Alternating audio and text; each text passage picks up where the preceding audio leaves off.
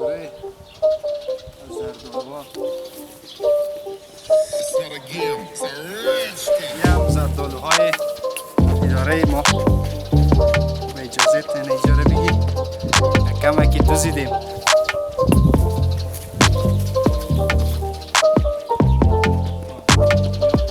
نرم است ما را میچینیم موزیگاهش که با بزرگیش تا هنوز پخته نشده. یه قدر بزرگ است که پخته شود خیلی دیگه شیرین هم میشه و یک خیلی چهره خوبه به خود میگیره. یک ظاهر بسیار خیلی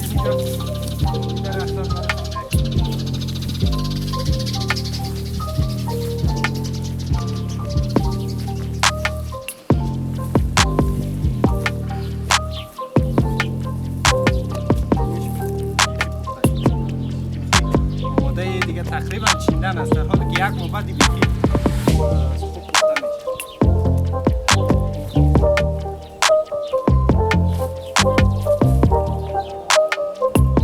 بس نیست؟ بس است. فکر کنم کافی باشه.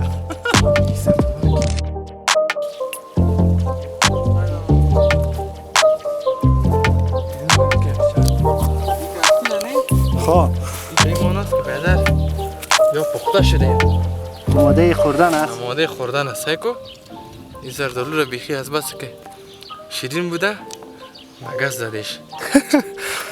یکمش خورده خانه برده یکم نگهش مانده.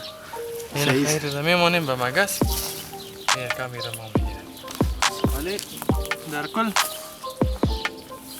بسیار چیز خوبی از زرد آلو میگم زمین داشته باشه یک جای باشه و یک کسی بفهمه یک کمی سر از این وطن دل بسوزانه باز یکان درختای با ثمر بشانه بسیار خوبش میره. یعنی مثلا نمی زرد آلو رسه که تو از دور چقدر معلوم میشه. شما ببینید دوستان بسیار عالی.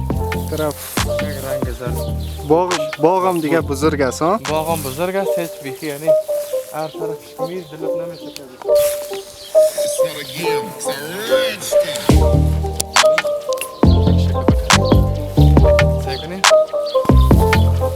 چه خوبش است. چه رنگ زیبایی داره. رنگ زیبا ساخته. این را چی میکنی؟ خوردن میکنی یا؟ خوردن میکنی.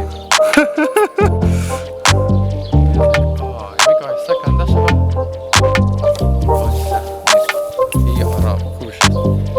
یعنی اونو که اگر سخت کنده شد پدر که تو از کام بکنه حتما.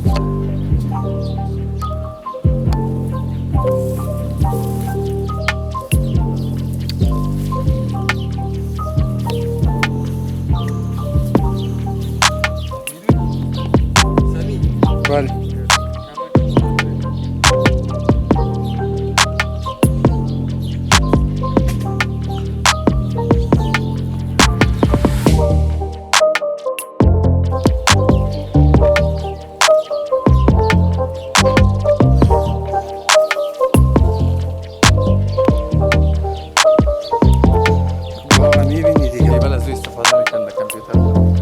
اینترنت؟ کیبل از فیسبوک باز یوتیوب چیزا کلش کجا